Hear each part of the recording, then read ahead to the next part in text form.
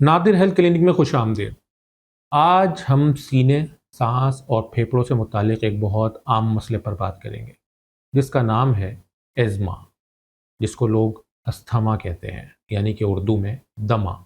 ख़ास तौर पर आज की वीडियो उन लोगों के लिए है जो इन्हेलर से डरते हैं या ये समझते हैं कि इन्हेलर इस्तेमाल करने से आदत पड़ जाती है। अक्सर मरीज़ क्लिनिक में आकर कहते हैं, डॉक्टर साहब दवा दे दें, गोली दे दें, शरबत दे दें, लेकिन इन्हेलर ना दें। कुछ वालिदैन कहते हैं, बच्चे को इन्हेलर शुरू कर दिया तो क्या ये सारी ज़िंदगी लेना पड़ेगा। और कुछ बुजुर्ग मरीज़ कहते हैं, डॉक्टर साहब इन्हेलर तो आखिरी दर्जे के मरीज़ों को दिया जाता है, मुझे अब इसकी क्या ज़रूरत। तो आज की वीडियो का सबसे अहम पैगाम यही है कि इन्हेलर की आदत नहीं पड़ती।